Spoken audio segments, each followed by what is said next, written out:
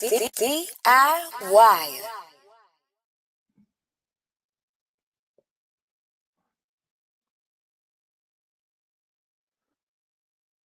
DIYers. Welcome in to another episode of Curtis King Reacts, the interview edition. Thank you to all my moderators, everybody that is here, those who are choosing to watch this live. I greatly appreciate everybody's presence here in the room. Shout out Professor Sky, who even came through, to show some love. But man, the man of the hour right now is my guy, Rob Markman. We finally got him here. How you doing, sir? Nah, I'm good, man. I'm good. Happy Sunday, man. What up, everybody? I'm happy to be here. Got me up here early, man. I ain't mad at it though. You know what I'm saying? My bad. Man, first and foremost, let me go ahead and give this intro. You know, this is like a fun little segment I like to do because I know a lot of my guests be anti-AI. I said, let's see what ChatGPT got to say about this journey of yours. Look at him. He already shaking his head. That's what I want to see. Rob, here's what ChatGPTiana. I call her ChatGPTiana because I customized her. Today's guest is someone I've respected for a long time, not just a voice in hip-hop media, but as a writer, lyricist, and one of the few journalists who has walked both sides of the industry. Rob Markman is a veteran journalist, artist, and creator whose platform has helped shape the way we discuss albums, culture, and lyricism. From his powerful interviews with artists like Kendrick to his recent transition into YouTube and content creation, Rob is constantly evolving. We'll talk about the journey, the balance between being an artist and journalist, his take on the J. Cole and Kendrick situation, and you probably didn't even know that, but the whole him landed #2. I got to talk to you about that because I think that's a great point. And his latest album, of course, Will Never Be This Young Again. Let's get into it. Rob, what's the accuracy on that one? It's looking good. Hey, damn, man, might not so bad at all. Like Eminem said, man. What was it? Dido is not so bad at all. Maybe this AI thing gonna work out. No, you gotta customize it. You gotta talk to her. You gotta call her on her shit too. You gotta let her know, like, nah, that's not true. Somebody was on Twitter. They said, y'all gotta double check whenever y'all are putting up posts on your websites. I just saw a post that gave me a heart attack that said, Brooklyn native Nasir. Yeah, I saw that. But you know, Nas was born in Brooklyn.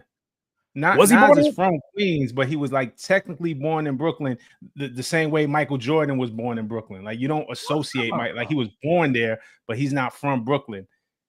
Nas was born in Brooklyn too? Michael Jordan was born in Brooklyn. Hell no, folks. But he's not. But I'm not saying here claiming him neither.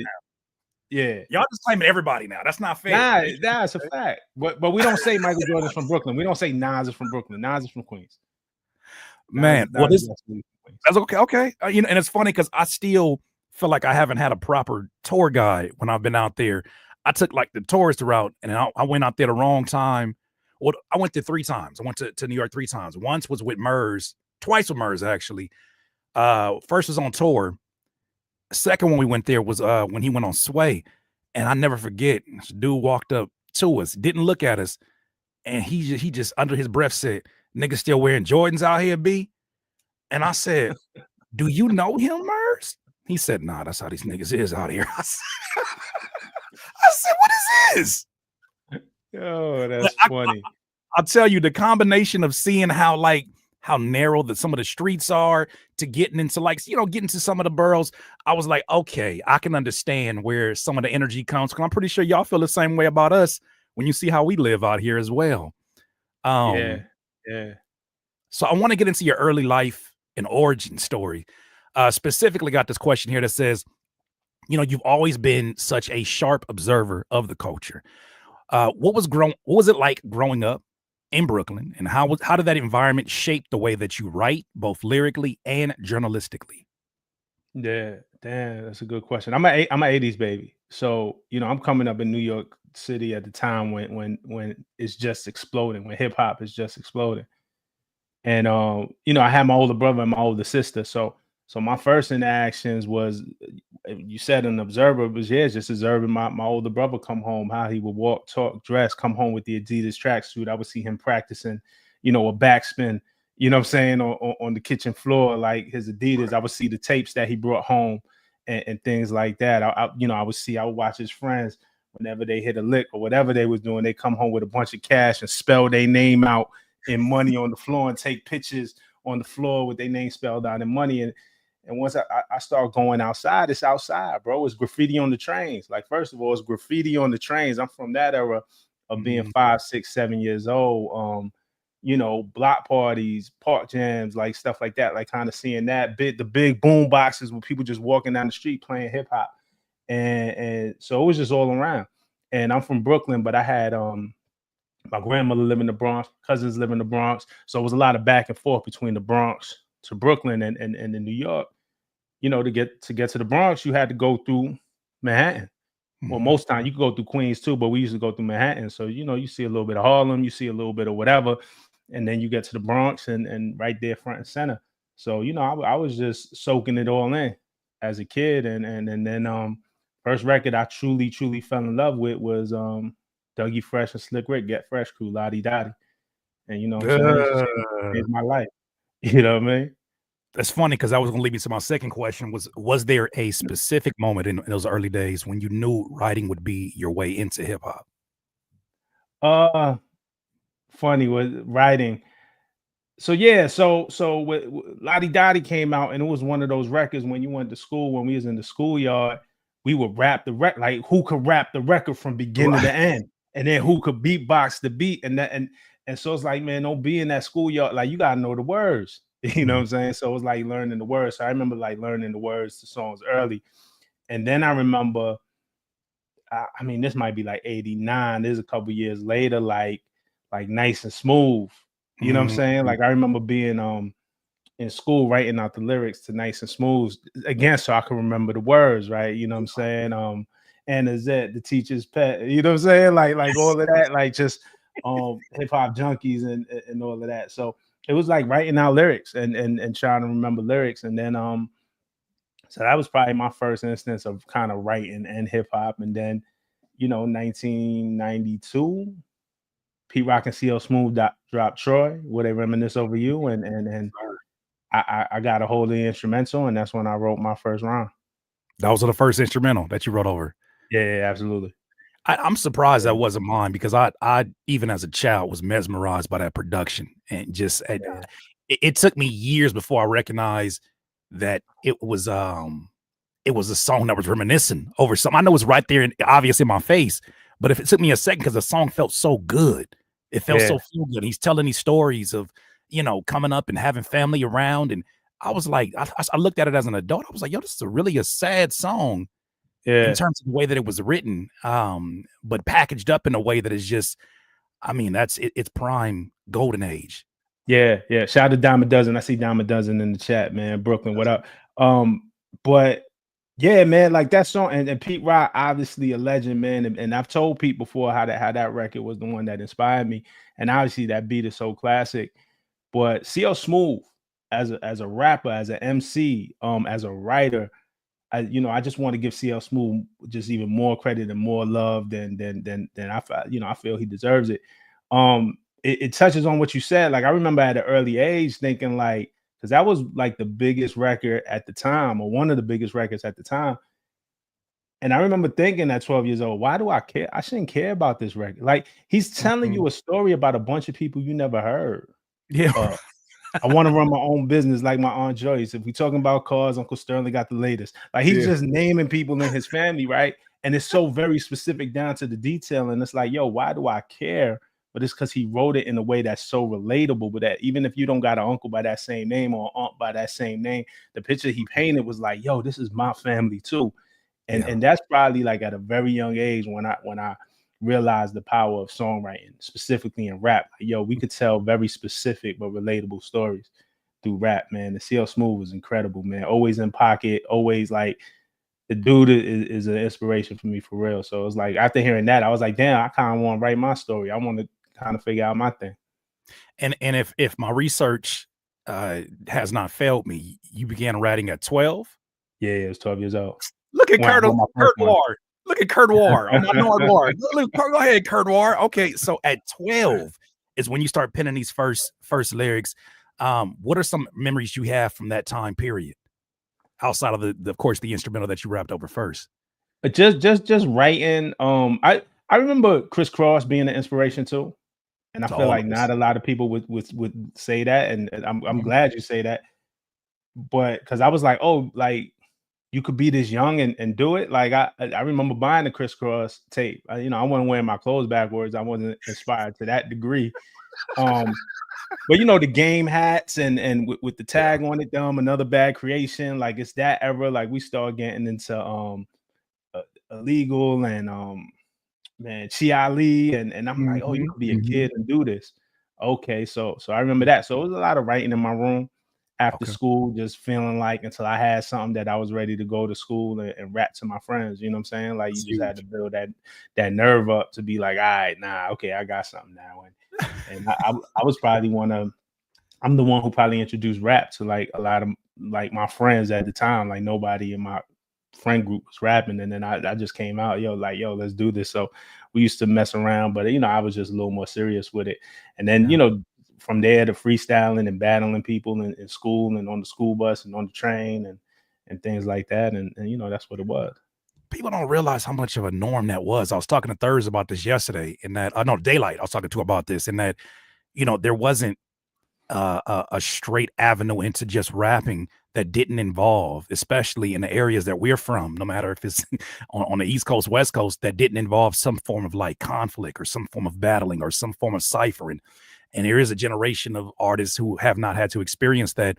But I want to put a pin right back. I'm not going to ask a question. I'm just going to make a statement. Yeah.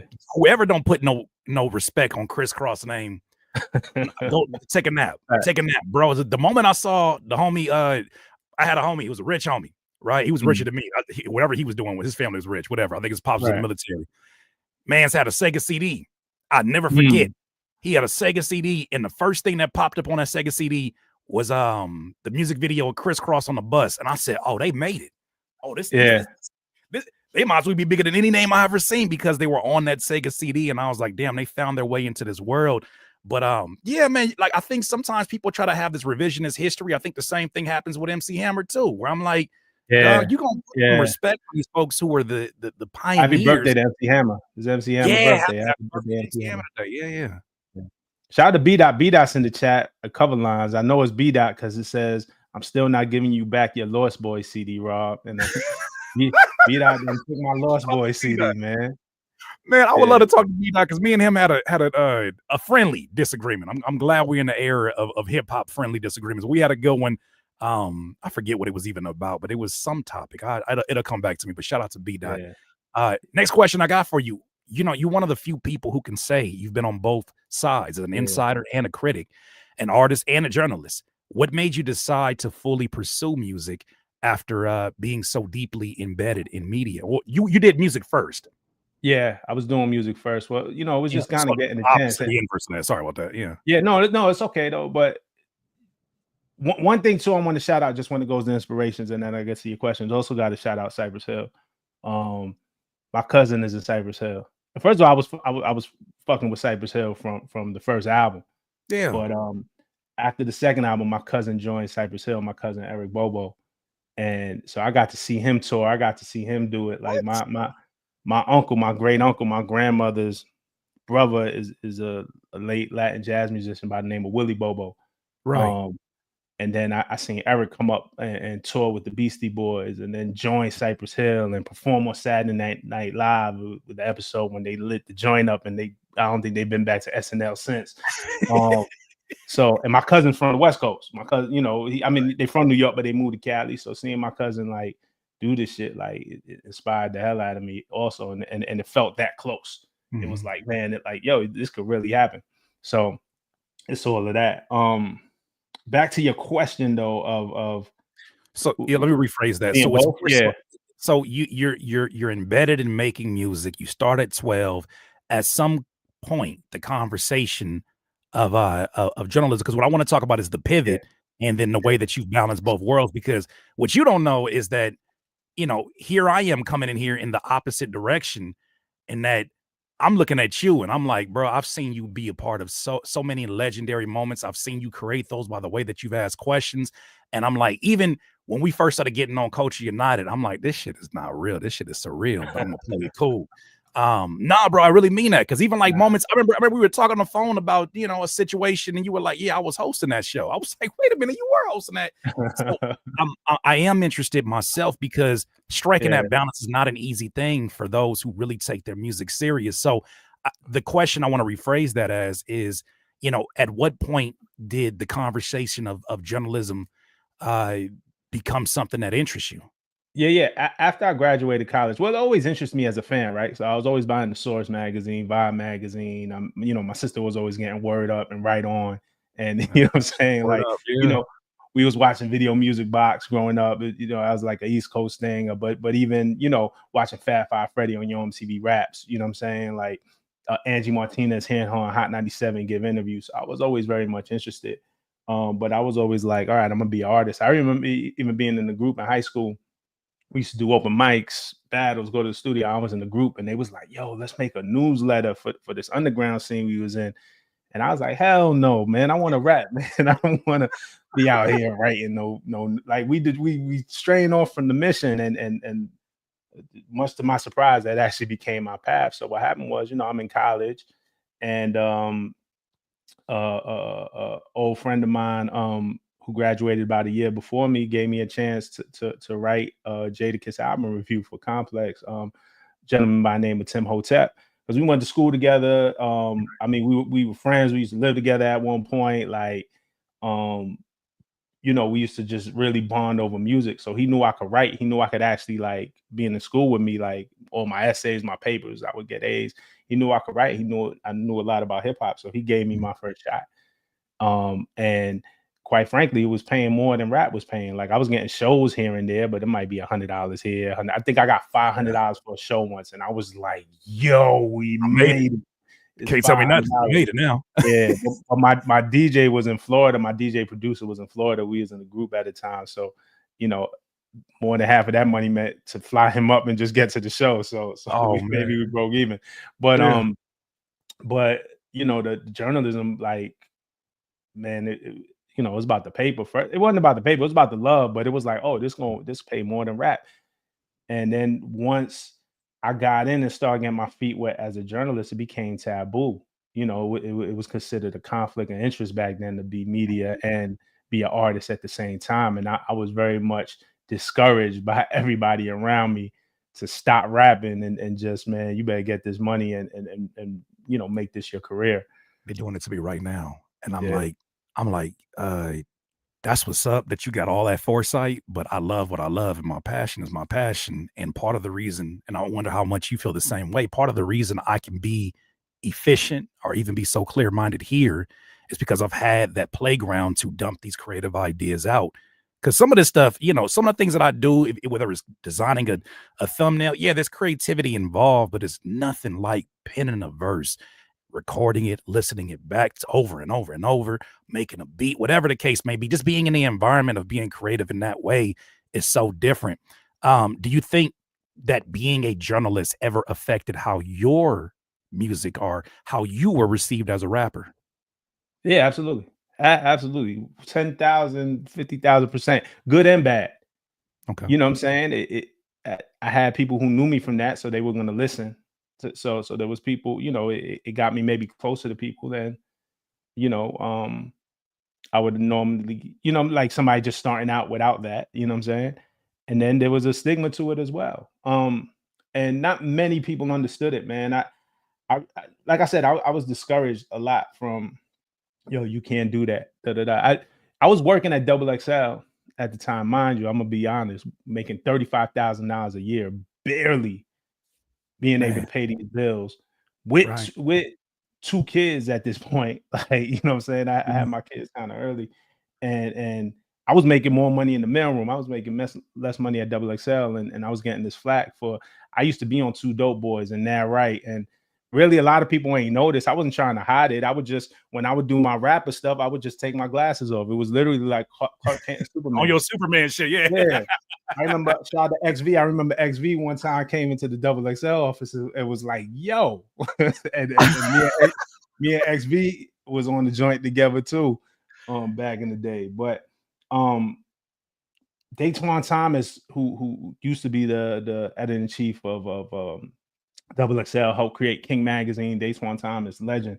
He Mhm. got it though. He saw me in that right one time. He was the EIC of Double XL, and he called me into his office and he turned his computer monitor around. He said, "Man, this you?" And I thought I was in trouble. I was like, "Fuck, Yeah, okay." somebody turn that monitor around. You got some Yeah. explaining to do. Yeah. Yo, this you? And I said, "Yeah."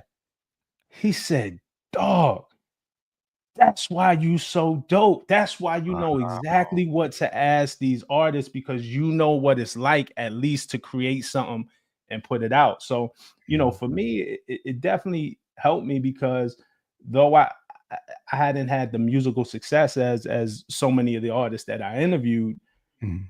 I know I'm not like talking out my ass. I know what it's like to create something and put it out and have it judged and to tweak it and to grow project by project and put something together. So I knew the process, I knew the steps, I knew the feelings that wasn't involved. So I think it did allow me to relate to artists in a different way.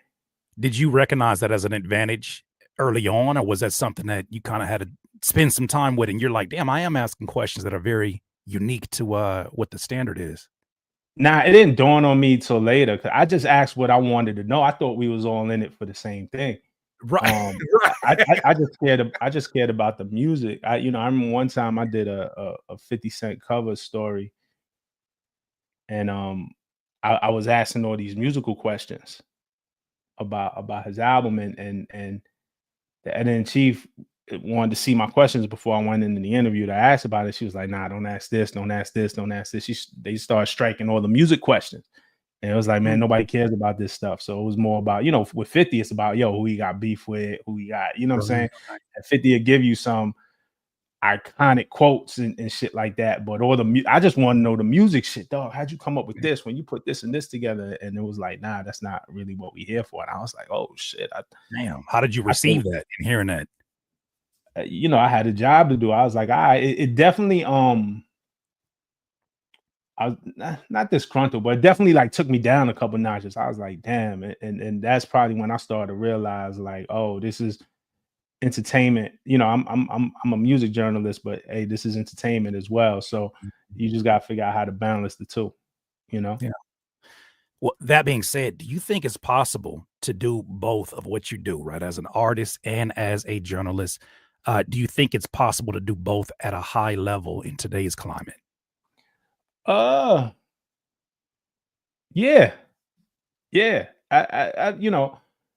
Hey man, if Kendrick Lamar wanted to start a podcast right now, everybody will watch. If I he mean, we wanted to see it with interview LeBron people, and Reddick. I mean, we see LeBron and Reddick now. yeah.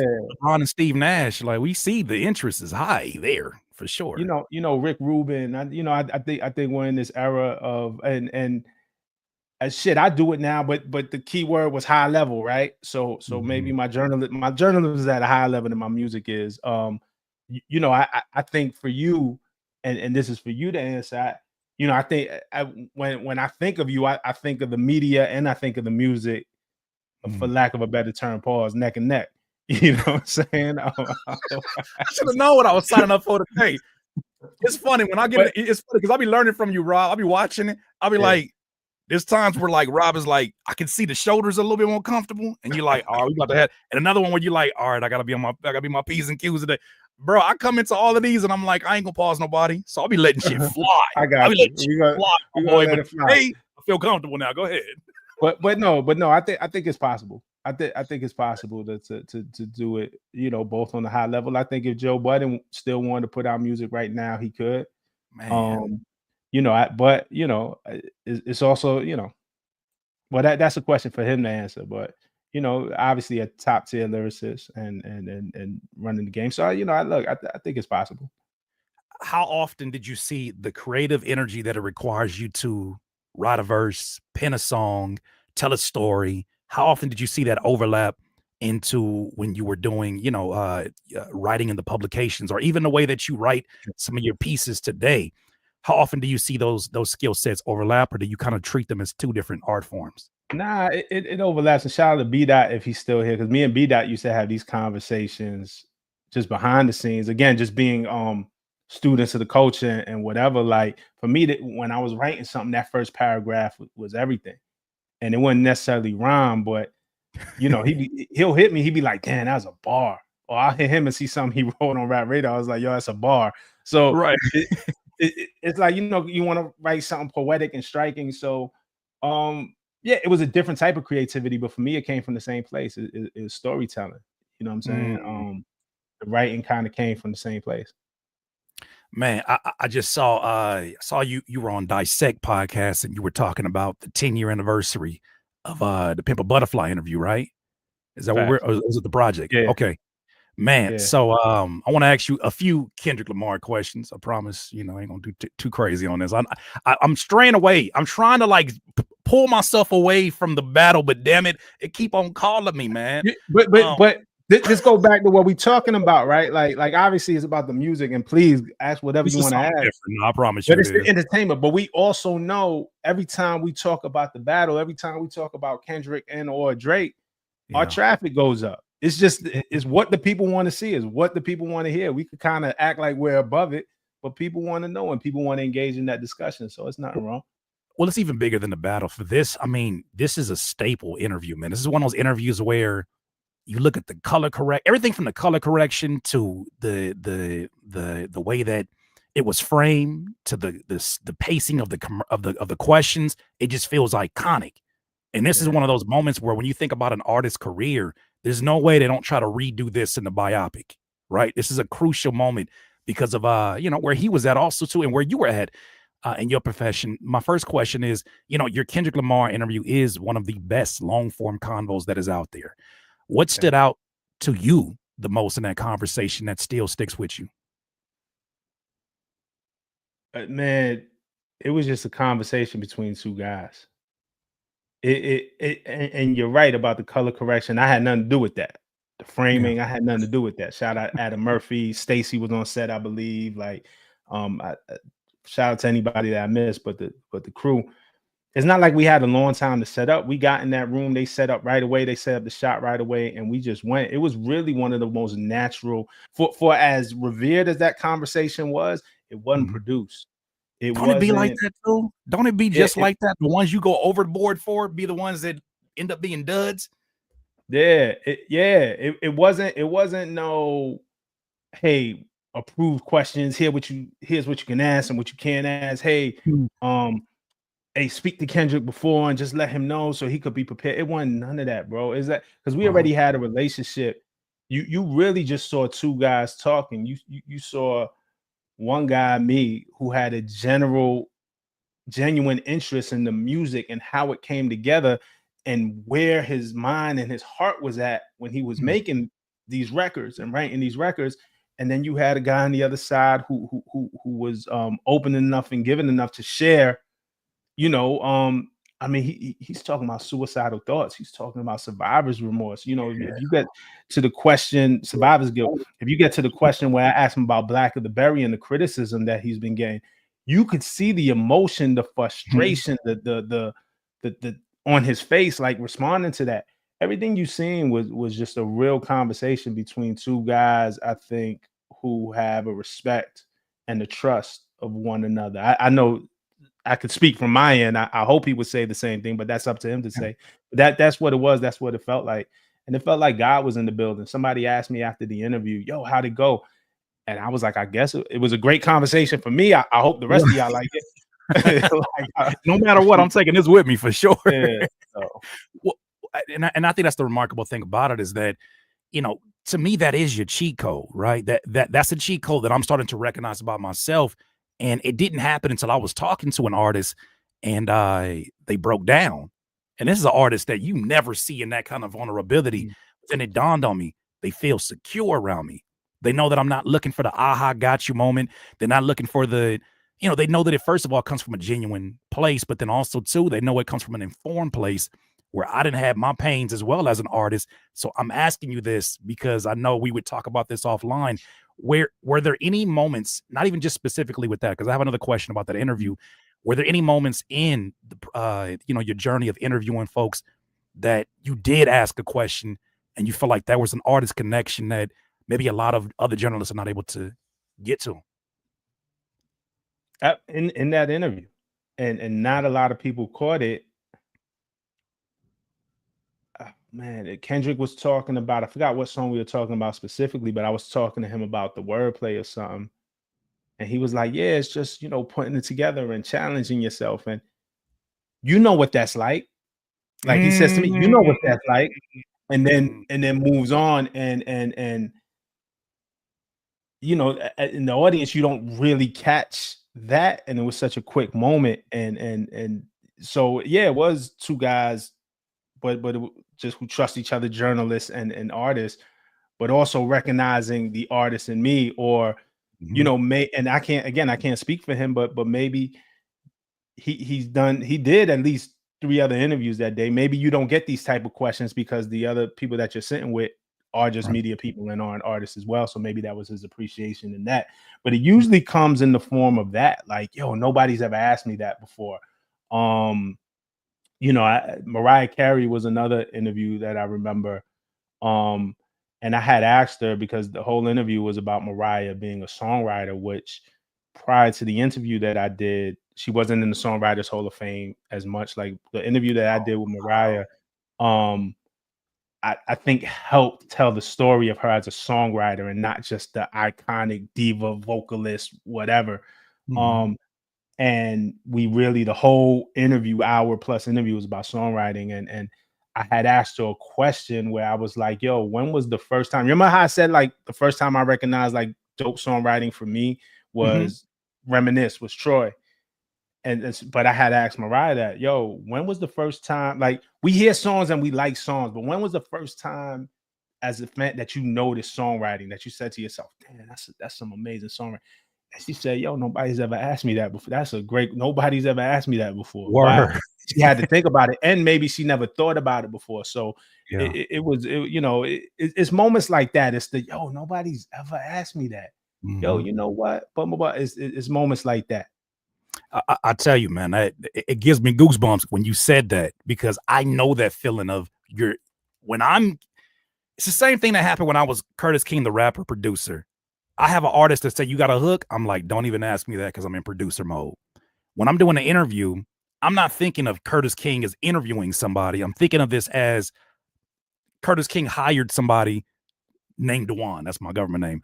Named Dewan, and he's now asking questions with a genuine interest and knowledge of what they do. But those moments where it goes from just an exchange of words to, oh no, you know what this is like. Oh, I feel seen. I feel appreciated. You know what I mean? I want to ask the opposite of that, because when I listened to your project, heard some shit talking, and I loved it. I was like, you saying the shit I be wanting to say sometimes. Without having to name no names, how many times you done sat in front of somebody and you was like, and maybe this happens, maybe it doesn't happen, but you just see the arrogance on somebody as they're talking about their pen or talking about and you just like, I genuinely believe I am nicer than you. I know I got a job to do. Yeah. But like, shit, like, there's some of the people that I'm sure you've been in front of, maybe haven't even earned that opportunity. You being a legendary journalist, how many times has that happened? You Yeah, sit a in lot. like that? A lot. Especially younger, especially before I matured. Okay. Especially before I matured, because as I matured, I got to accept an artist where they are. Hey, okay, this is where you are in your journey, and I think that came with maturity. But I've been in front of artists where I'm like, damn, you got this opportunity. Like, you're not even taking this seriously. Yo, this shit is a lick. And and it comes with judgment, it comes with ego, probably comes with a little bit of jealousy, maybe, if I'm being real. I remember one time, and I'm not proud of this. I'm not saying this to clown. I think dude is a legend. Maybe at the beginning of his career, I didn't understand it. Um, so I say this with all due respect, and I have nothing but respect, and I had to learn and grow from this. But I remember very early in my career, still like being competitive rapper, thinking like, yo, I still want to be the biggest rapper in the world, and sitting across from Slim Thug and thinking lyrically I was better than Slim Thug. Like, you know what I'm saying? Which now I think about it, I'm like, nah, dog, Slim Thug one of them ones. But remember when his first album was Pharrell, was all Neptune. So I'm like, man, he got all these Neptune beats, da da da da da da. I And feel now, like I had the same train of thought, and I love Slim Thug, but I had the same train of thought where I was like, I'd have did something different with this. That's just that rapper shit, bro. yeah. And the fact of the matter is once I got my pride and my ego out of it, and that didn't. I still gave him a good interview, but I remember thinking in the back of my head, and um, that first Slim Thug album is, God damn, it's an amazing album. Yeah, I it couldn't is. have done that. It aged well. Like It I'm aged gonna well. be real. I couldn't have done that, especially not then. But nah, Slim is nice. I see Slim Thug is nice. But yeah, so and his thing was different, but that came with maturity. But in other situations, I do see artists, and I'm just like, damn, man, like here's an opportunity that you have that people would kill for, and are you even taking this seriously? You know what I'm Mhm. saying? Or sometimes I have artists come to me, and a lot of young artists who make music that is less lyrical. Mhm. Let's just say, I don't really run around I saying get it. mumble rap or Right. anything, you know. But this is the SoundCloud era. This is the you. uh, I'll just say it. Is no. I mean, it's nothing bad here. I remember one time, but this happens a lot with artists. I remember one time being at Genius, and I'm also doing the interviews where they break down the lyrics on the yellow background. Mhm. Like I co-created that series, probably the first 200 episodes. I'm on the other side of the camera. You just don't see me. Hold And on. For those who don't know, I gotta celebrate. We gotta celebrate you for a quick for that. But continue. Go ahead. Yeah. yeah, I remember Trippy Red coming one time, and I think probably you in New York. It's me, like people know what I like, they know what my taste is. But again, this is the more mature version of me. I'm way mature than when I sat with Slim Thug, and I take everybody for where they are in their artistry. You know what I'm saying? Mhm. And you know, we had Trippy Red up because he was making noise. He like, man, I want to see what this kid is about, man. Let's go. And I remember him telling me, no, but I really rap though. But it wasn't on the song that we was focusing on, but Right. like the last song of his project. And Trippy Red, if those who are familiar with Trippy Red, he usually on every album has like at least one joint. Sometimes it's towards the Mhm. end where he's really kind of going off. Like Trippy Red can't rap. No, I could really rap though. Mhm. And I remember just being then rap. If that's what you want to Right. do, then do it. Like you don't have to You like gotta tell make me the about it. music Show you me. want to make. Yeah. Yeah. So I get a lot of moments like that. I get a Mhm. lot of yo, I could really rap though, and you know, and I feel for artists because we know what it's like. Sometimes, like if you want that mass appeal, like you got to play the game a bit.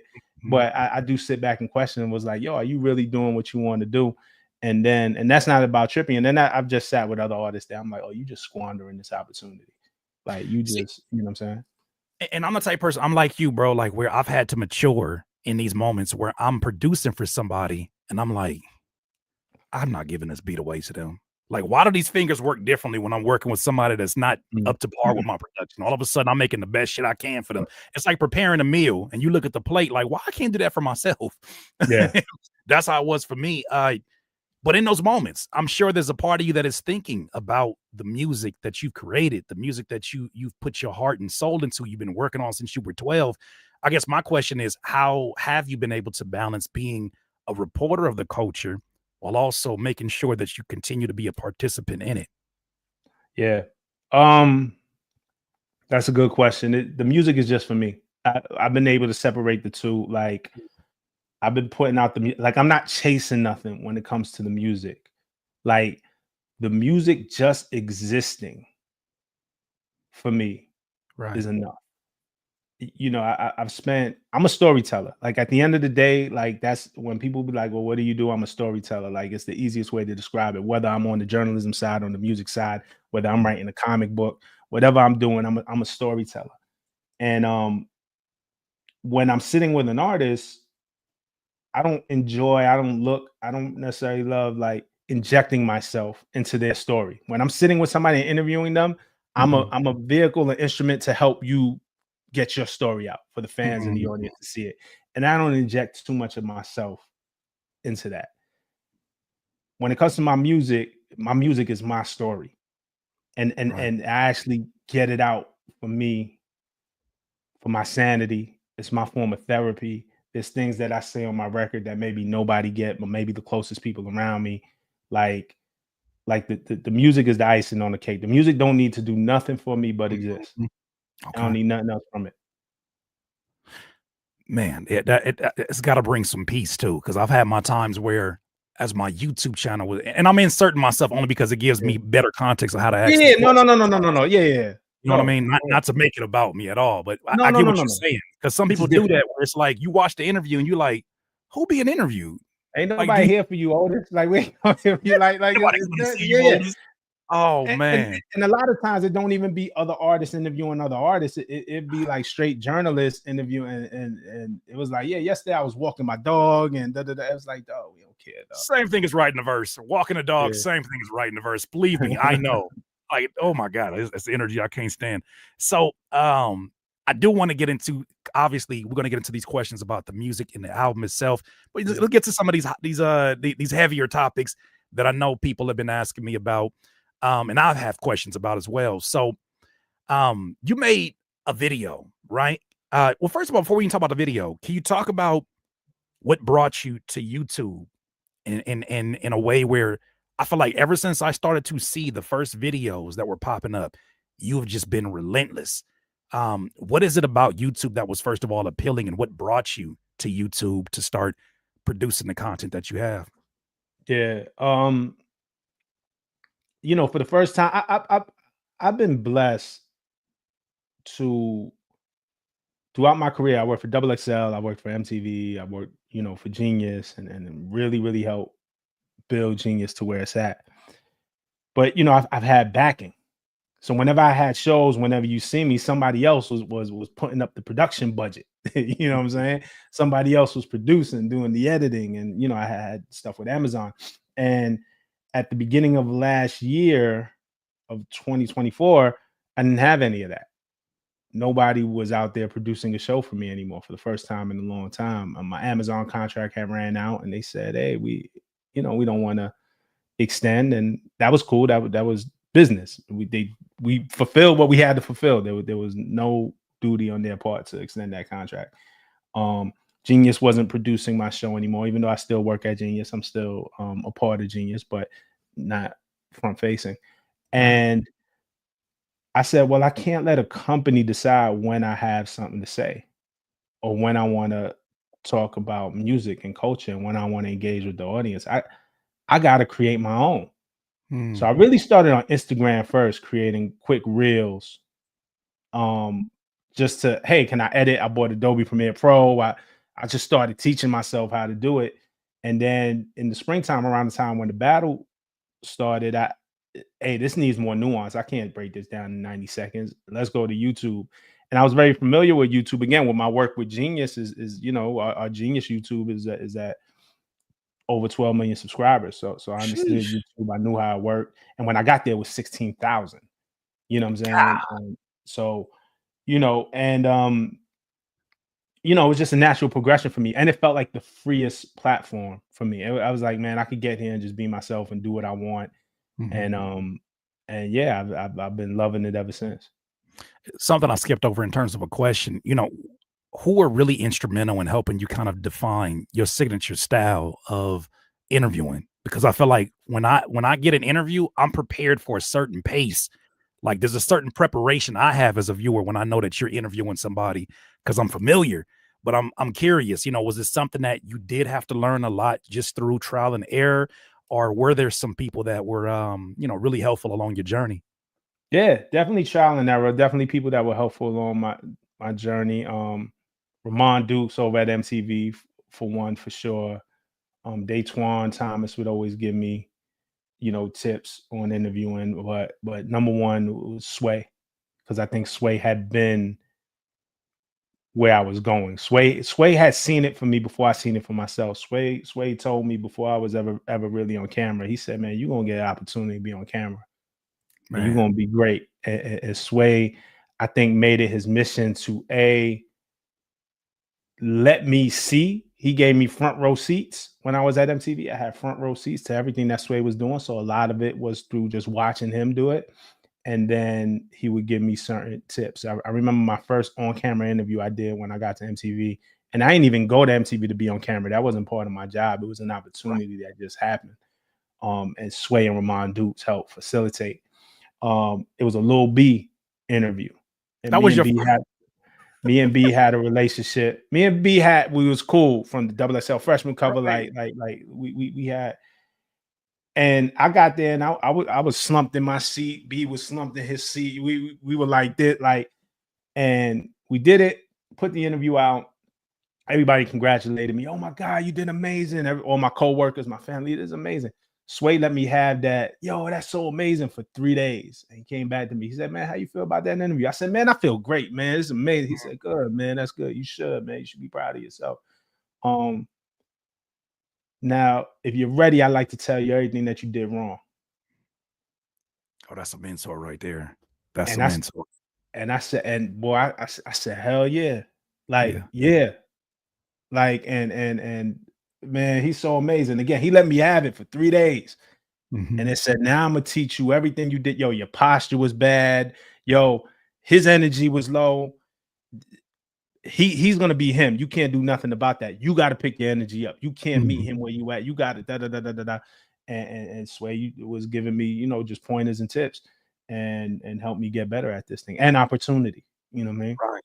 Man, shout out to Sway for that. I mean, but his energy comes across like that. Even I've only met him, I think 2 times. I met him, like I said, with that MERS interview, and then another time I think was out here. But the energy translates to where you're like, I'm pretty sure this is a really good ass dude, and everybody has nothing but, you know, glowing things to say about him.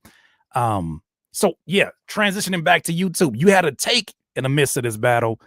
And what good timing too, because you talk about the beginning of 2024 when all of this stuff is going down for you on a personal career level, and then you get one of the biggest battles of all time, if not the biggest battle of all time in hip hop to cover. It's almost like for a lot of us, it was a lot of us who have our own stories that were like, I know that ain't what I think it is. Oh, it's time to go up. First of all, how was it covering that? Coming into this space, because you're not, even though you may be a YouTube, and I'll use this loosely, a YouTube like baby or whatever you want to call it, you're not. You are a legend in this, and no matter where you're put at, it's just a platform. How was it covering that, especially when everything fell back on you responsibility wise? It was a lot of work. It's definitely a lot of work. And but it was exciting. You know what I'm saying? It was, I was like, oh, this what I'm in it for. Like, you know what I'm saying? Right. And again, you know, being in media for so long, like I know what it takes. I know what it's like to have breaking news. Nah, I can't come with my take 3 days later. Nah, this is happening. Nah, we got to do this in real time. Like recognizing, yo, this is the most important thing going on in hip hop right now, and had at the beginning has the potential to be the biggest battle ever. In the aftermath of it is the biggest battle that hip hop has ever seen. Hey, you got to step up to the challenge, and there's a responsibility to the audience, to the people who are watching, for me to call balls and strikes. You know what I'm saying? To like, hey, this is not even about Kendrick or Drake or Cole. It's about the audience. It's about, man, what's going to be the truth? Who's going to be on the right side of history? And you know, that's the challenge I stepped up to with every video. I remember one shit was dropping so late at night. I did one in a robe with no hat. People never see me with no hat. They was like, yo, I thought you was bald under there. Like, I'm in a robe and no hat on, and I'm just like, oh, here we go again. Like, but you know, they got me. They got me too, bro. I was in here talking like I've been smoking Newports for 50 years. I was like, the thing is, you got to understand about this new Kendrick release, because my voice literally ran out. I'm drinking tea on but you know what's crazy is that I've been on YouTube for 9 years, 10 years now, and never seen anything like this. Plus, I was the kind of person that, because I knew I was going to meet these folks, I always had this part of me that was like, don't say nothing too crazy, because you're probably going to cross paths in a studio session, especially if you're out here in LA. And there was a part of me for a long time that never brought up anybody else's name. I thought it was gossip. I thought it was, lowbrow, whatever the case may be. But then as I started to mature and realize, well, you're having these conversations when they're not present in barbershops. You're having these conversations amongst friends. And nothing that you're saying is from a place of malice. It's from a place of, this is how I genuinely feel about that. Being that it is your own platform, have you ever had those inner dialogues of, I don't want to like compromising certain relationships by having a take that's a little bit too spicy? Yeah, not necessarily about compromising relationships for me. More so than what you said. It's like I'm gonna have to run into these people. Like more so, treat people how you want to be treated. And I wouldn't say anything on this camera that I wouldn't say to your face. Facts. Like there's not a conversation I would have on here that I'm not willing to have face to face with you. And that's how I kind of treat it. You know what I'm saying? Because you're gonna see it anyway. Because guess what? Oh, they're watching. Mhm.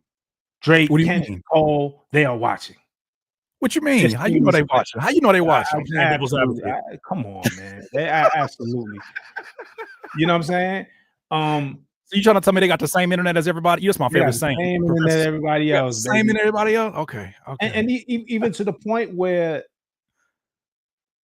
look, I believe Kendrick won the battle. Unequivocally, is not a doubt in my mind. There's not. But I was critical of Kendrick. People miss that part. Right. Like I'm like, listen, man. When Pusha T said you're hiding a child, and then all of a sudden a child appears, it was like, oh, that's crazy. Like, listen, Kendrick said there was a daughter. I haven't seen the daughter yet. Is what I'm saying. So it don't hit the same as when, right. you know what I'm saying. But was that the smoking gun? You think that was like No, I supposed think to be? I think he won despite that. But again, if it's balls and strikes, right? Right. I get what you're saying. Yeah, 4-1. Like it ain't, you know what I'm saying? Like it wasn't this thing where it was like every hit landed, every blow landed. You know what I'm saying? Kendrick won that battle because he was doing the better rapping, had the better records, and his strategy, he was just strategically prepared for everything that Drake, he was just more prepared. Right. You know what I'm saying? And had the better records.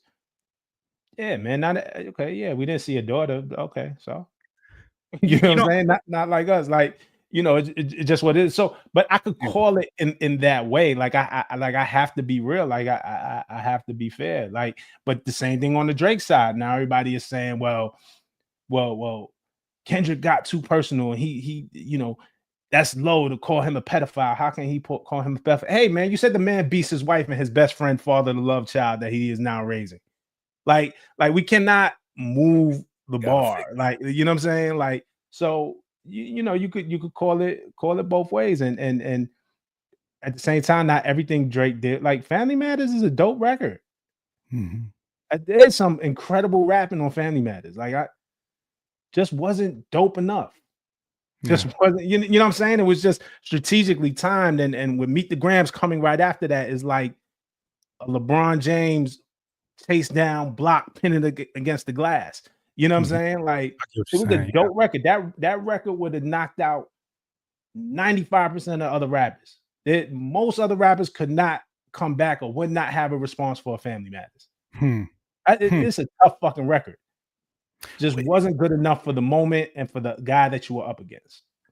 See, okay, so two things I want to ask you about. So the first thing is I've had the theory, because the daughter thing did have me kind of scratching my head, but then as I'm starting to see more and more information, whether it be through like Ebony Prince or whatever's going on, I'm like, is it actually done? One, if it let's just take it off the table.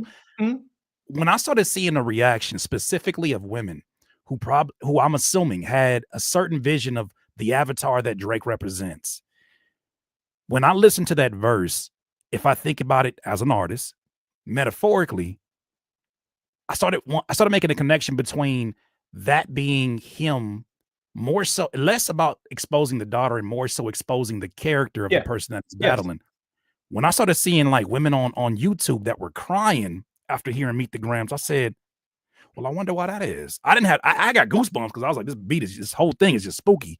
But I didn't get that until I started saying, well, I wonder now if they're viewing him from the lens of being, a deadbeat dad, the lens of being weird ass uncle, because of the way that was presented and they saw themselves in the little girl that was described. That was my one theory on that. I don't know if you had any thoughts. Yeah. No, for sure.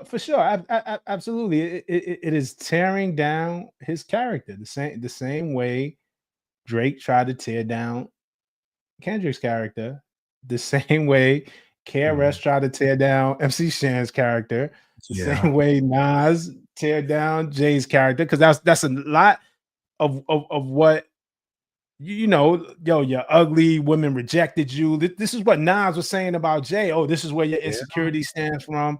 You think girls because of your looks. Negro, please. Like, you know what I'm saying? Like, I remember that. Like, you see what I'm saying? Like, we also have to stop acting like this is something new. Like rap battles are the dozens. It is tearing you down, tearing down your character, tearing down the public persona. Cannabis against LL. I read the book that you rap and you sniff coke and your kids, and this is what Cannabis was saying to LL. Like, this is what it is. It's tearing down one's character. So yeah, from that degree, less about the daughter, probably more about tearing down who he is, and maybe there is a daughter. My point was this: it's like when Pusha T said it, we seen his son right away. So the impact of that just hits harder than you telling me there's a daughter and then we don't see a daughter. And then also we seen that trick already. Like, okay, we seen that finishing move already. That wasn't Kendrick's ultimate fatality. He had more in store. But what I'm saying is, when I'm commenting in real time, I'm being very real about this stuff. Like, I'm like, yo, like, this shit is dope. But when Pusha said it, we seen the kid. And that was the impact. You know what I'm saying? I get it. And you had a few takes where I was like, sometimes you talk and I'm like, all right, my God, Rob, you're right. We gotta start acting like adults again. Because we get to taste some blood, and everybody can get it, especially if you out here apologizing. But then you had a take. You had a take that made me kind of humble myself and look at it from a different perspective. I gotta ask, you said even after J. Cole's apology, he's still number 2 in the big 3. Yeah.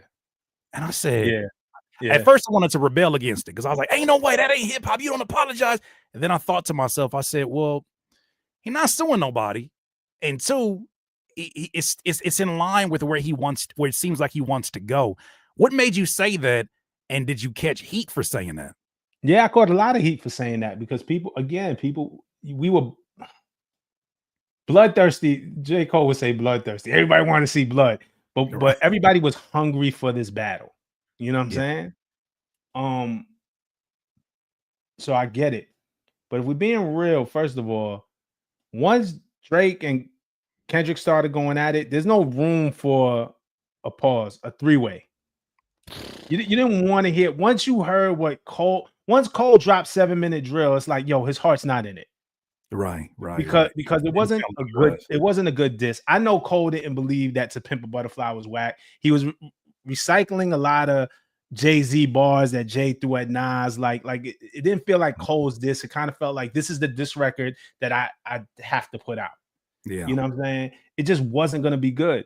I thought Cole bowing out, while at the time it may stung, I was like, when he got on that Dreamville stage and said what he said, I said, man, that's a very J. Cole thing to do. If you're a J. Cole fan, this is in line with who J. Cole is.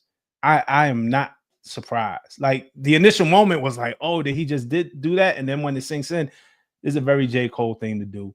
He's going to be all right because as an artist, he's being true to himself. Yeah. I always saw it like it.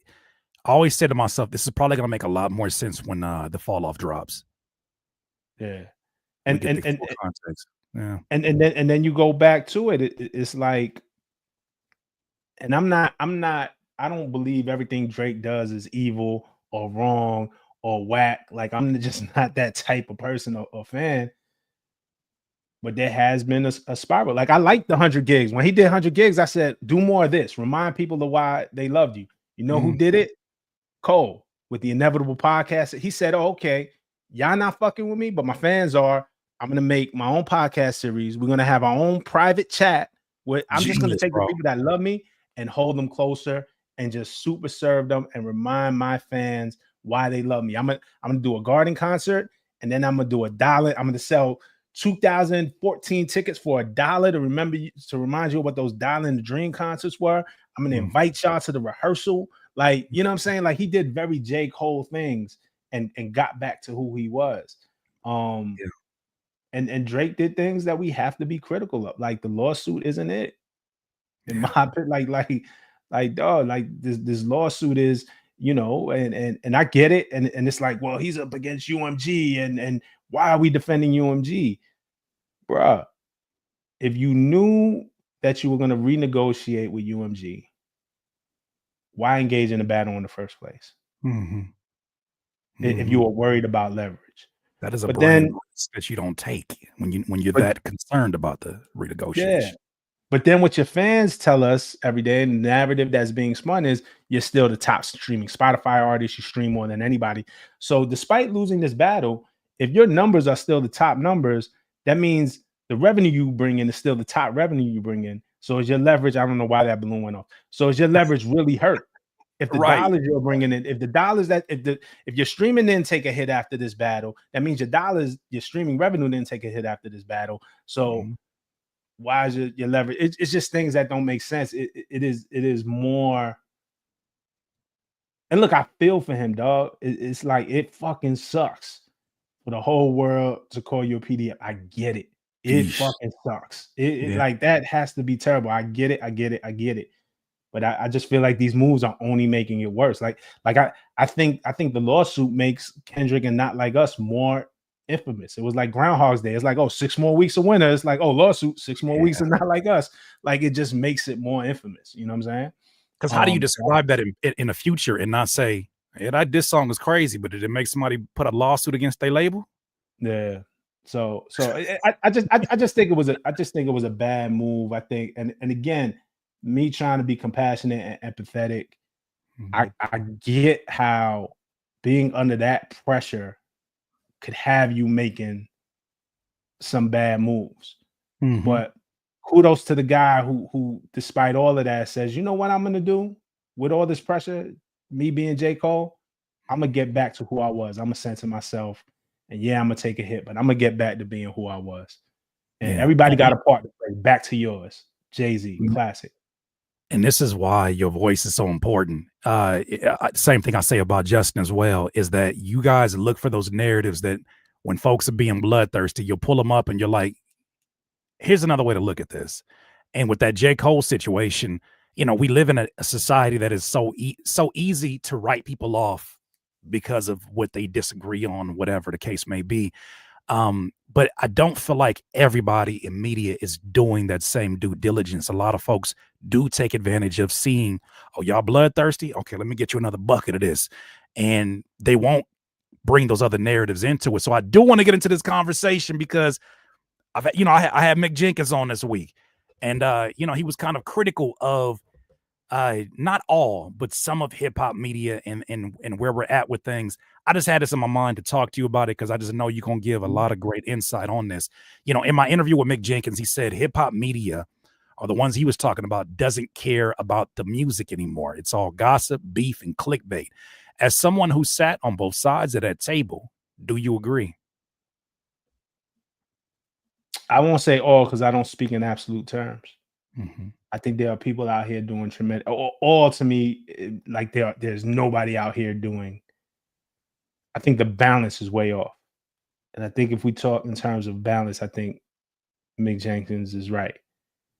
You know, I don't think the majority of hip hop media cares about culture, about music, about responsibility, about the audience, about the nuance of music. You know, I think there are those of us who do. I put myself in that category. You know, it was part of the reason when I left MTV and went to Genius. I was like, hey, I want to come to a place where people could just kind of speak about music. Still have to make it entertaining. Trick is you still got to make it something that people want to click. This whole thing is communal. And I think that's what we forget.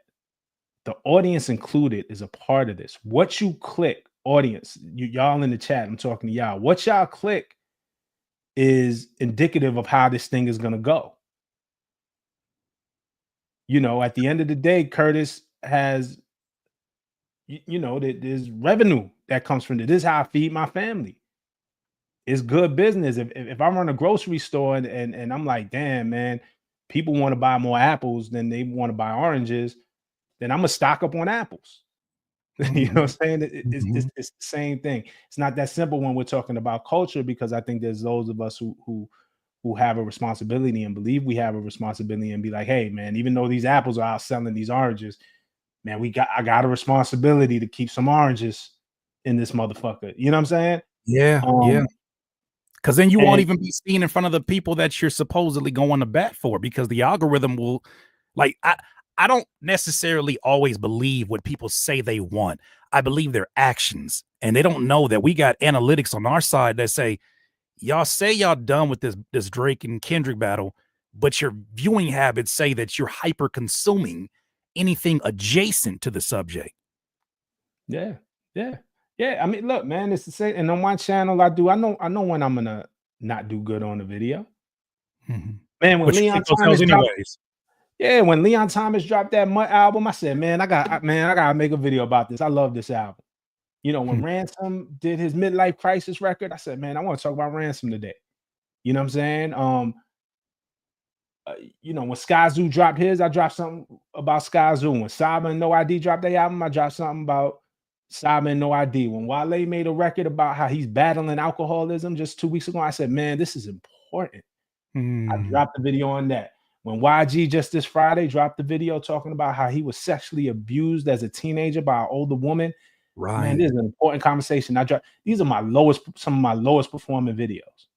Mhm. Like let's be real. So it's a part of what we consume, but I still have a responsibility. I feel sick. Some days I wake up, I said, man, I can't do another Drake or Kendrick video today. I can't do it.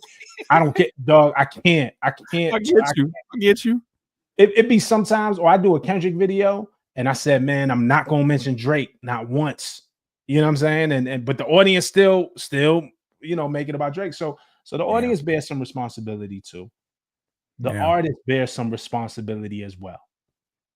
Do you think All it's right. possible to go ahead? I'm sorry. You want to land on that point? Yeah. Yeah, no, yeah. The artist bears some responsibility as well, because our biggest artists won't do interviews anymore, and they know who the real ones are. Hold on. Hold on. No, Somebody's gonna have to tell the truth, and I'm gonna tell it. come on. Hey man, and it's not just me, but they know who the real ones are. You know what I'm saying? Like who these guys don't do interviews. Like it's communal. Like, yo, this how I eat. You know what I'm saying? And if I can't eat, and actually it's actually cheaper for me to sit here and talk about you than to talk with you, because if I set up a interview with any of the big three, Mhm. now I'm paying for the production out of my pocket. That's at least 10 to 15 G's Starting. Yeah. to do something at a level that any of those guys deserve. And not a guarantee that I'm gonna make that back just on views. So now I got to figure out how to sell it to a sponsor. Mm, Does that sponsor align with whatever? You know what I'm saying? Like I'm just talking about from a business sense, not to lose money. It's cheaper and easier to talk about you than to talk with you. But these guys, look, also I would take the hit. I'd pay whatever the production cost is, because the Kendrick interview I did with MTV News, we keep saying, yo, Rob, your interview is so important. Yo, Rob, your interview is so important. Guess what, Curtis? It's not my interview. hmm. MTV owns it. Yeah. And we saw what happened with some of their stuff, where they were trying to load off and get rid of, or they Yeah, did get rid of a lot of the stuff too. And it's like, I have, what do you mean you're gonna get rid of it because there's not enough room on the internet, or whatever the justification was? yeah. So I would gladly pay whatever to own this interview and know that I'm gonna do the right thing with it, right? To own my masters, so to speak. Yeah. Us guys who work for the MTVs of the world, and we don't own our masters. You know what I'm saying? Right. That's my interview, but I don't own it. So the big guys don't do the interviews anymore, and then even the smaller independent guys. Look, man, I get criticized a lot or Genius gets criticized a lot, but I make the decision through the years for, we do our yellow background where artists explain the lyrics. That didn't need explaining. It didn't. Some of them are real simple. Some of them you don't need a breakdown. Yeah. But I've had Daylight. I've had Sci-Hi the Prince. I've had Ab Soul. I've had, you know what I'm saying? Like I could go down the list of the lyricists that I've had. And y'all don't watch them. And then the other lyricists don't support them because everything is a competition. So man, when I'm gonna get my shot, you don't see that. Damn, man, as a community, if we uplift the fact that Daylight is having a moment now, this opens up the gate for a bunch of us. Because we're talking about it. Right. At least we're talking about it. Or like even when I'm stuck, I have to like stop myself sometimes, Rob, as I'm having a debate with somebody in my chat, not because it's not a good debate, but because it's like, damn, we're really talking about, like, we've made it to where the world that we're debating in is a world of lyricism. A year ago, I couldn't even have envisioned this unless it was somebody that was a fellow peer of mine that makes music, or somebody who's just a hip hop head. The fact that we're here now and these are the quality of debates, to me, is really encouraging. Yeah. So, yeah, man, but it just goes back to, this thing is communal and there's not one problem to fix it. It's not just the media to fix it. It's the media, it's the artists, it's the audience working together. You know what I'm saying? To kind of fix this and what you click on. But look, man, we saw that picture with academics and Vlad and Trap Law Ross and Adam 22. That's my emotions. You talking about that one? I said that, by the way. I'm taking responsibility. I said that. Yeah, I don't care. But what I'm saying is as an audience, we turn our nose at that. But this is what everybody clicks, and it's undeniable. You can't deny it. So if you like something else, if you want something else, if you want to then uplift something else. Yeah. You know what I'm saying? It's an ecosystem. Andre Luke is communal. This whole thing is communal, man. We got to support each other. And I know we getting close to that time, man. First of all, round of applause for cooking the way you've been cooking today.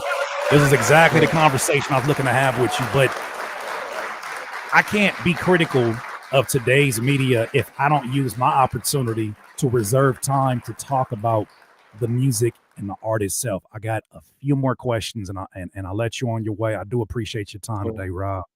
Right. Let's talk about. I got time to. Don't feel no type of way. You know what I'm saying? Okay. Yeah. All right. I padded it. I appreciate you doing that. Because he's professional or whatever. He been doing this, Curtis. Come on, calm down, Curtis. Yeah.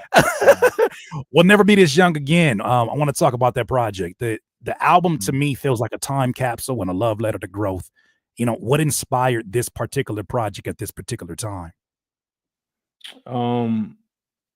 It was a concept that I've always had, and there's been a through line to my music. Is the basic thing is life is short, and you got to do the things that make you happy in life. For me, it's making music. For me, I always wanted to be an artist, and I was always told, nah, it's never gonna happen. Nah, it can't happen. Nah, you ain't good enough. Nah, you can't because you're a journalist. And then once I kind of figured out that all of that was bullshit and I could do what I want to do, it's been a theme. I mean, Right to Dream is my company, and that was my first album. It's Too Late at the Wake was my second album. If You Don't, You'll Regret It is my third album. We'll Never Be This Young Again is the new one, and that whole project is produced by Devious Minds. Shout out to Devious Minds. It's the theme of get it while you here. You know what I'm saying?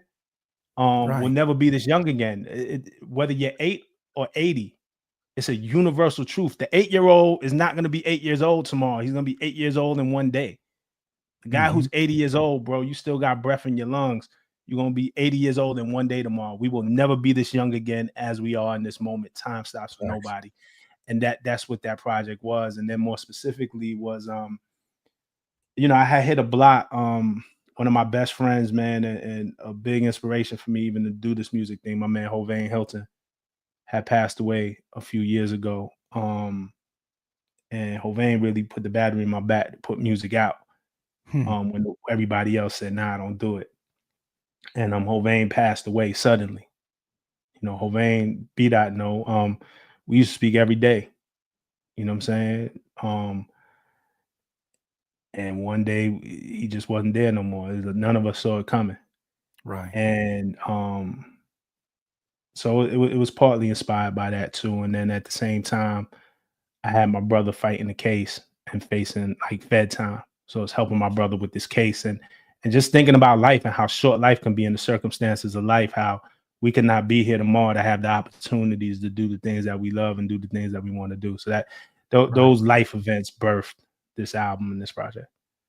Man, my condolences. And the way you carry yourself, brother, we would never know on this end, because you've been the same consistent Rob. And I feel like somehow you age backwards. I've been looking at Rewind the time. Shout out to Fat Joe, Bro, DJ Khaled.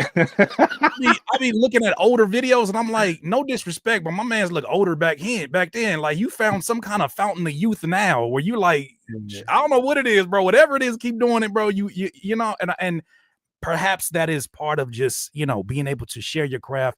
I'm gonna send people over to this Bandcamp link and I'm gonna share it here as you answer this next question. Thank you. Of course, man, because here we are direct to consumers. We're DIYers. We want to make sure that music, that investment into your music makes it directly to you. So I'm going to share this Bandcamp link in just a second. Everybody's, man, and shout out to everybody who's in here as well. Shout out to everybody. I'm the worst at promoting myself too, so thank you. I can be sometimes. That's why I had to make I made a whole video in song. It's called Curtis King. Like, I did like a little R&B joint or whatever. It wasn't good, but it was funny because like Curtis King, you better plug your shit. Pause. Like, yeah, but you gotta like, I do that because I'm like, damn, I am so into the art, into the content. You know, I know people who get in this and they only talk about hip hop because it's a means to an end, but they wouldn't be doing this for free. Right. I forget. So I'm with you sometime. I'm with you with that, bro. So the next question I have, you've written thousands of words about other artists. Does that ever make it harder to write your own bars? No. Never.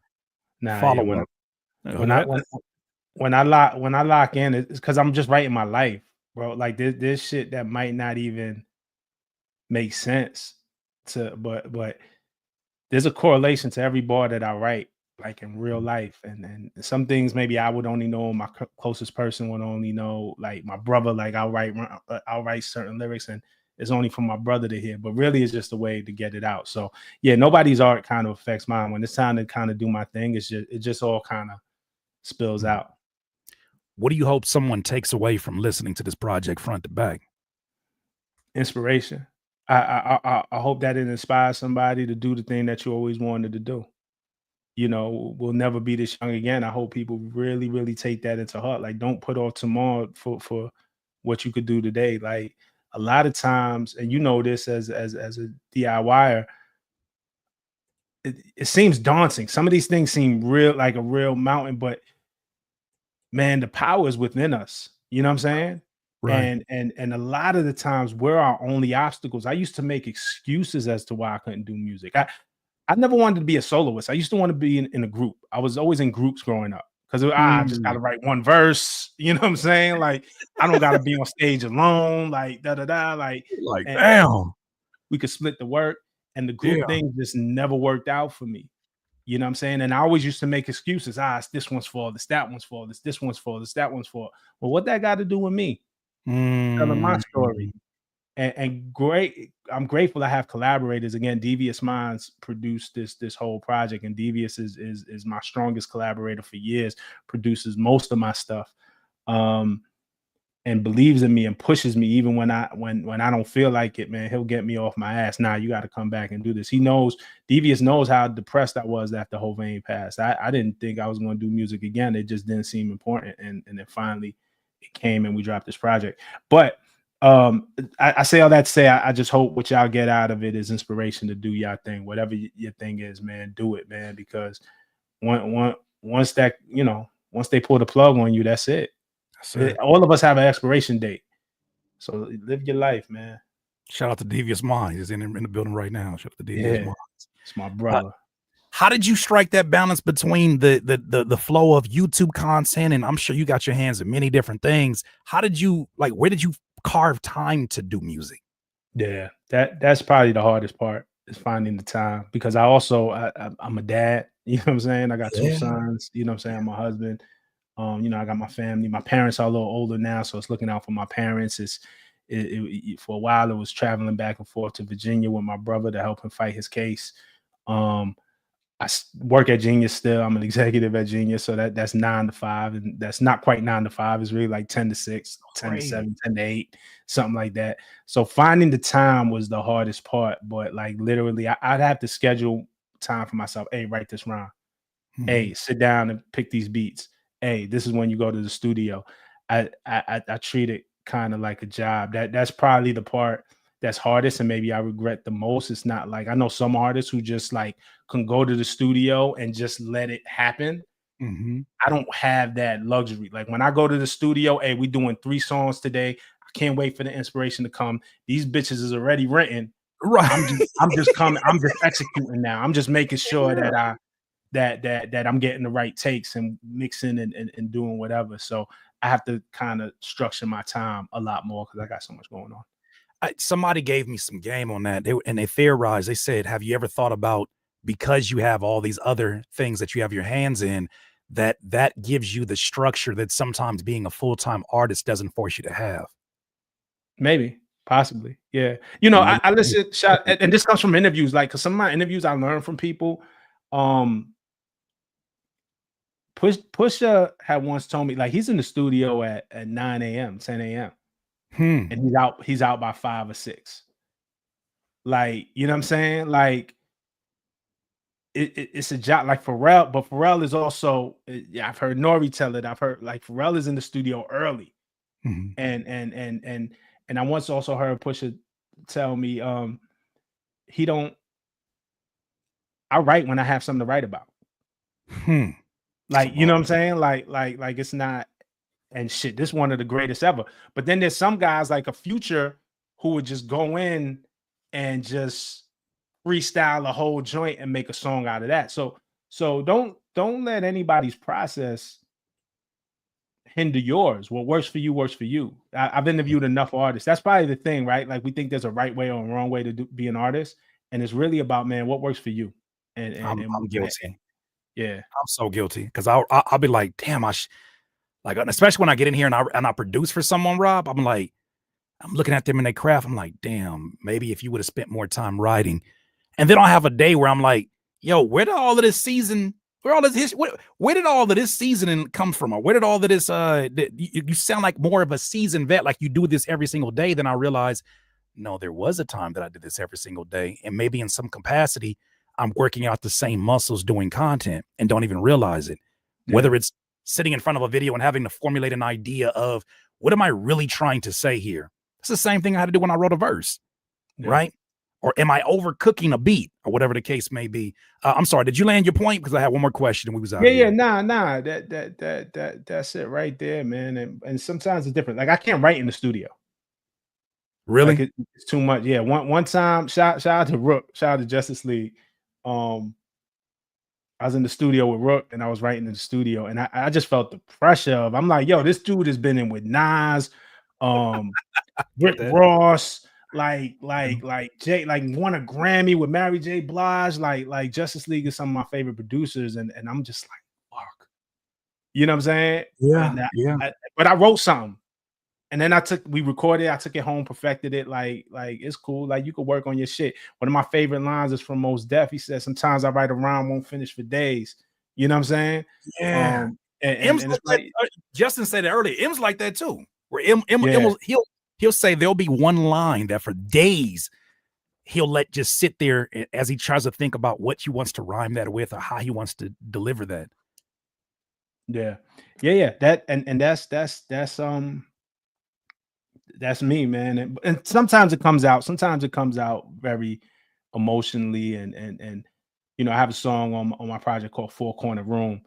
And I wrote that, me and my brother, the one who was going through his situation, we had, it wasn't even an argument, but we saw things two different ways about his lifestyle, his life choices, his hustles, and I offered him a some help, and he didn't want to take the help, be it pride, be it whatever, you know what I'm saying, whatever he was going through, and I get it, it's not judgment. And he left my crib, and the frustration and all the feelings I felt about the path he was taking in life, man, I just wrote the verse right there. Like I just needed to, and it helped me. And so it's therapy, you know what I'm saying? Mm. Last question I got for you, bro, and I do appreciate you staying a little bit longer. Uh, legacy, legacy. Two-part question. One, what does legacy look like to you, and what are you hoping that your legacy is, especially with everything that you've had a hand in?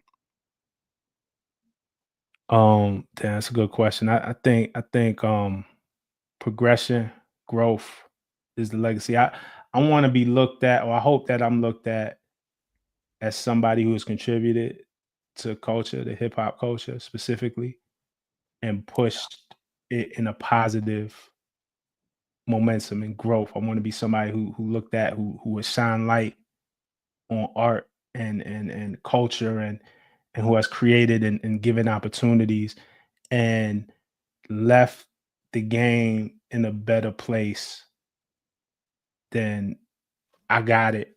Somebody who has given more than they've taken. Because Mhm. I've been blessed, man. I'm able to just somebody who's given more than they've taken, and then somebody who was inspired and, even more granular. Again, I got two sons, so who inspired my sons more than anything, and giving them the tools for growth and positivity to do the things that they want to do in life. And not be scared or hindered or shut down by somebody else's opinion in them, or something like that. So in a nutshell, I think that's the legacy. Man, salute to you, bro. Salute. Hey, Thank you. man, I would. It's the rare time where I would tell you to tell them where they can find you, but they're here, and all Yeah, your information is sitting right there in the description. I ain't even gonna have you waste, bro. I don't want you running late for the event that you got to yeah, do. I'm gonna hang out here and all read some good. of these super chats, but man, love, bro, and thank you for your time. Nah, man, it's all love, man. I appreciate you. I appreciate this, just the platform. And like I said, accepting me with open arms. I know I'm a veteran in this, but the YouTube thing was new to me, and from early on, we've had conversations on camera and off camera about it, man. And you've been supportive, man. So, it Always. shit means the world to me. Like I don't come in, I'm in YouTube, so I'm still in somebody else's crib, man. Like you've been doing this 10 years. So what I'm saying? I'm not just gonna step in YouTube, guys like you and Justin Hunt and not wipe your feet on the welcome mat when you walk Yeah. in the door, man. So I appreciate y'all. If more folks thought like that, Lord, but you is different, bro. Because I'm telling you, you'll do things, and I'm like, oh, that's what I thought I was doing. This is what a seasoned journalist is. Oh, that's how they do it. Because honestly, we don't have a school for some of the stuff that we do in content and in music. So we're learning vicariously through the people that inspire us. All I know is you've always been one of those people, man. Where I would look at you in an interview, and I would literally say, I think that's how I would approach an interview like this, where I'd be nervous out of my mind talking to some of the people that you've talked to. But I'm like, I think it would make me more calm to approach it in the way that you do it, conversational, something where it feels like it's not too, you're not code switching, you're not getting too, with the suit and tie. I love how Yeah. you handle those, man. So I salute you, bro. And man, I'm always here for sure. Appreciate you, man. Thank you. Thank you for everybody who tuned in for sure, man. Everybody in the chat. I have been seeing the chats coming. So fuck with y'all. Definitely subscribe to the channel. If y'all will be so kind, man. And everybody knows on my channel, like I try to answer every comment. I talk back. You know what I'm saying? It gets to be a lot, but each of y'all represent a person. Every person like this is real. Like these are not just numbers to us. Like these are real people who support us. So, thank you for the support. And if you see us out in the street or whatever, man, say what's up. You know what I'm saying? Don't be weird. But Yeah, say they're what's gonna up. be weird. They're gonna do it anyway because they still do Yeah. it. Yeah, but man, Yeah. all right, man. I'll talk to you soon, my brother. My Appreciate brother, you. peace. Peace. Once again, ladies and gentlemen, that is Rob Markman. All right. All right. I feel like Justin. I'm just pushing buttons. Shout out my dog, Justin. that still is one of the funniest moments I ever seen, Jess. I don't know if you're still in here. When somebody was talking, he was like, I wonder what this button to do. And he was like, there you go. There you go. And the person just stopped talking. Shout out my dog, man. I talk to him every damn day. Shout out my dog. Let me go ahead and acknowledge some of these. Thank you so much. I appreciate you. I'm really doing my best to throw myself into the water. Curtis Walters, go to hell. Here I am having a good ass day, and it's always one of these. Y'all can't never let me have a good day. Go to hell. How about that, Curtis Walters? Go to hell. Let me give you a cup of gasoline to go with it. God, y'all can't never act normal in front of guests. StreamYard is undefeated. No, that is facts, my brother. Facts. Y'all can't never let me have nice things. Kellen Jordan, I appreciate you. Thank you so much. I'm proud of you, Kurt Dog. Retirement Mama 2025. I told her yesterday, and she just smiled. Like, I don't know if that's a smile like she don't believe me. Curtis Winfrey.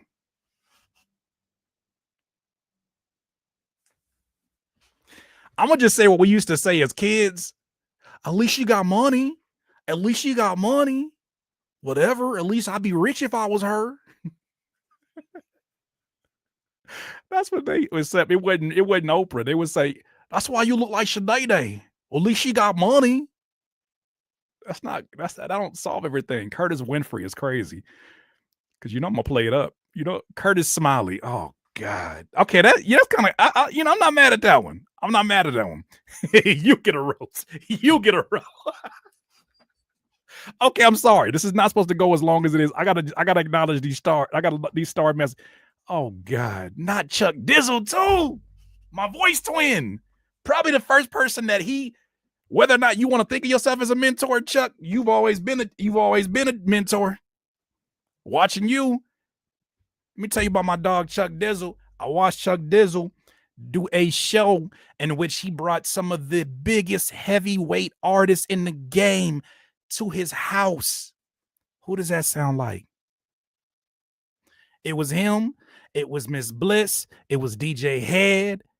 Homegrown radio is what they called it. It was in Inglewood, and he invited these artists to his house. And I didn't know, I had no idea the foresight this was giving me into what I'd be doing in 2025. Chuck, we appreciate you, bro. Shit damn near gets me emotional, bro. We appreciate you, man. You showed me what's possible. You showed me what's possible. All on a card table and a TV dinner tray. Somebody gonna have to tell the truth, and I'm gonna tell it. I guess I gotta go to Amazon then, Chuck. I don't got no TV chair around me. Nas took it from me. And Ustream. Oh, yeah, Ustream. Curtis Hall. Curtisio Hall. You showing your age, Furry B. Go and sit down. You showing your age. I'm going to reach out to Arsenio. I'm going to see if he'll sit down with me because he followed me on Instagram. Curtis O'Brien. Nah. I know why you ain't got no profile picture. That was terrible. Curtis Wendy Williams. Go to hell. All of y'all should hold hands and go to hell. I'm not doing these name flips. We're not in a battle. Hold on. Let me go acknowledge these super chats. Y'all make me sick. Shout out to High.3. Appreciate you. Appreciate you once again for the super chat. Thank you so much for that. V. Conley says, salute to this consistent content, Curtis. RR. That's all it is. Thank you so much for the super chat, Matt Hemming. I'm old enough to be curious about your thoughts on the double-edged sword of Do the Bart Band. Also, thanks, Rob, for reviewing piece by piece. I'm going to try to do these interviews to where I reserve like at least 15 minutes for you guys to do, a Q&A. I'm thinking that maybe there's certain conversations that are just going to be interview style like this one a day, and they won't leave time for that. But for the ones that are more open conversations, I'm going to incorporate you guys earlier. Just keep in mind, I'm learning my way through a lot of this stuff too, as I navigate and try new things. So I appreciate every single one of you. Carolyn Jordan, I appreciate you as well. Ian, RR, great work, Curtis. Caritas. That spell check kicking your ass. After the latest episode of The Bigger Picture, you should have DJ Head on and try to find some middle ground on artist independence. I didn't already hit him up. Niggas gonna be hitting me back. That's all I'm gonna say about that one. If he wants to come have that conversation, it's funny. After I put up my tweet that said I respect what you said, sir, but I disagree full-heartedly. I got a text from my former manager and him in the group chat, and I'm like, all right, if he want to have a conversation, he knows where to find me. It's not me holding that up. I'll just tell you that right now. But shout out to him. Shout out to all the great things they're doing over there. The bigger picture. Hi, that 3. Rob Markman, Flocation, glasses off. That's funny. Yeah, I would love to have him here for an episode of that. Miss Rec to you. Oh, you got me nervous. What you gonna say about me today? Great interview. Don't judge me. I was in church with my AirPods in listening. Somebody gonna have to tell the truth, and I'm gonna tell it. Lord, please forgive her. She knows not what she did. Don't just whatever punishment you about to render, please just make sure I'm not involved in that. I just did the interview because that's the time that works for his East Coast time. Whatever you finna do to her for doing that, like, I appreciate her, but whatever you finna do, like, just don't, I ain't trying to tell you how to do your job, but you get it, right? Thank you, Miss Reg, to you. You should listen to your pastor. Listen to your pastor. Listen to your pastor unless he trying to lock you inside the church like Marvin Sapp to get some extra money. We were just talking about that last Sunday, and it literally happened that day, which is crazy. We were talking to my guy Mars. But thank you for the super chat. Andre Luke, thank you for the super chat. Once again, thank you so much, Carolyn Jordan. Oh, thank you so much. It's Kurt Dog. Oh, I'm done. I'm done. Round of applause for every single one of you and the moderators in here. Y'all in here talking about, y'all in here watching movies.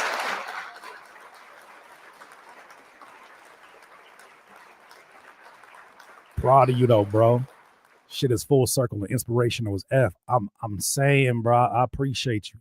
That's why, like, when you came up here to talk to me on my platform, shit was so surreal. Even though it was just us, we homies and we shooting the shit. I'm like, this is surreal because being on your platform, I don't care how many times I was on there, I never took it for granted. And so anytime I get that invitation and somebody wants to talk a little bit about my story, and it's somebody that I highly respect like you, bro, always an honor. So locking the church doors is crazy. Yeah, we're gonna have to. Last thing, and I'll probably end up cutting this out of the actual stream, but I miss y'all. I miss live streaming with y'all. We're gonna get back to it. Let me get my shit off though. Let me get my shit off though. Curtis King is trying to feed the reaction streets right now. I got posted by the Twitter account Chat Niggas yesterday. I said I'm trying to feed the streets. I'll get back out here. You feel me? I just had to go to Cuba to get some more product. You feel me? I'll be back on the block. But right now, yeah, there's a lot of things I want to react to. Between this and Justin's Rap Media Roundtable, this has been a true banner week. How do we get such great content so consistently? Says the Professor Sky. This is not normal, ladies and gentlemen. I've been on YouTube for 10 years and never would you see a dynamic like this. I'm leaving an interview with Rob the Legend Markman that involves Professor Sky and Justin Hunt, the company man, being a part of the conversation, as well as Chuck Dizzle. This is not normal. Shout out to my guy, Justin, though, because he did have a great roundtable. I highly suggest. Matter of fact, I'll probably put it in here as the next video to watch after this, with Anthony Fantano, Torre, and I'm sorry, the other gentleman's name is escaping me. But yeah, go watch that because we're having conversations that we need to have. I just need y'all to understand this, and I think most of you do. If you want other people to be highlighted, show up when it's time to highlight them. That's it. We'll do our best to do our job to make it as enticing and interesting as possible. It is our responsibility to make thumbnails and titles that make you say, I'm not as interested maybe in the artist, but the story intrigues me. Okay, that means I need better packaging. I need to package up this title and this thumbnail differently. I'll get better.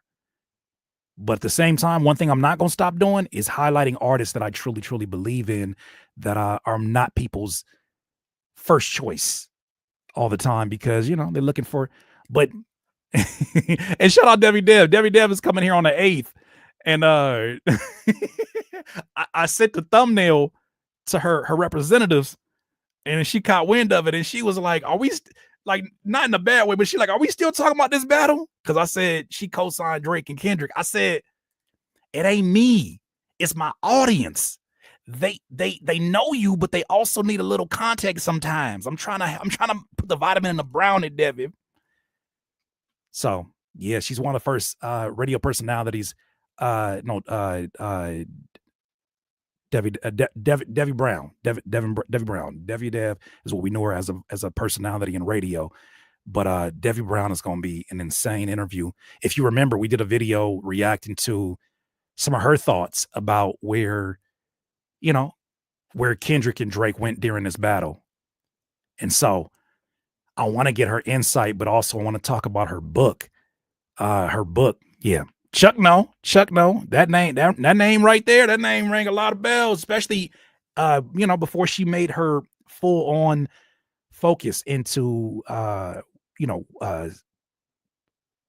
self-improvement and well-being. There's a lot of things I want to talk about. Exactly, Carolyn. Marketing is a thing.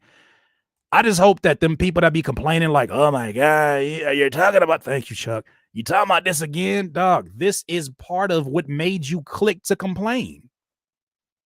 You ever thought about that? You clicked on it and complained because it was effective.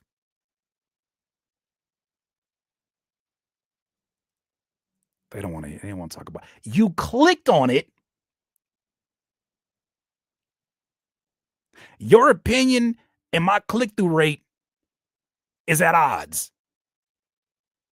Because what you click on ain't always what you say you want. If that what you want, why you don't click on it? Why you don't click on it? If that what you want, why you don't click on it?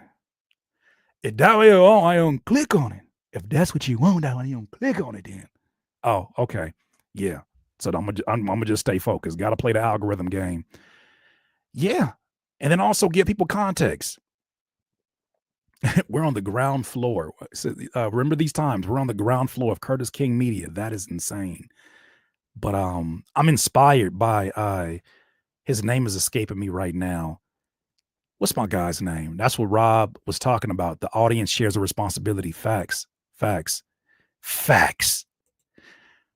Byron Allen.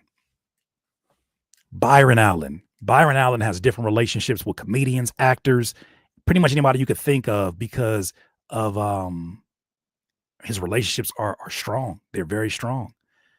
So I hope that I'm able to leverage these relationships that I have that are very genuine and do some amazing things here. All I know is the fact that we get to sit in here like, yeah, dog, I sat in here this week. I talked to Glasses Malone on Monday. I talked to Mick Jenkins on Tuesday. I talked to Daylight Thursday. Today I talked to Rob Markman. Do you know how not normal that shit is?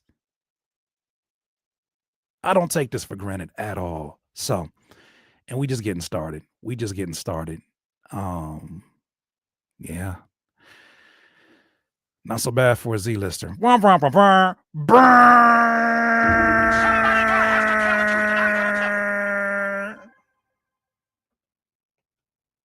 Okay, I'm done. Y'all have an amazing day. Thank you so much for supporting this. I will talk to y'all soon. Keep the beers away from your nose and have a nice day. DIYers, if you enjoyed this content, make sure that you hit the like button and maybe even consider subscribing. Come on, man. Stop being greedy. Peace.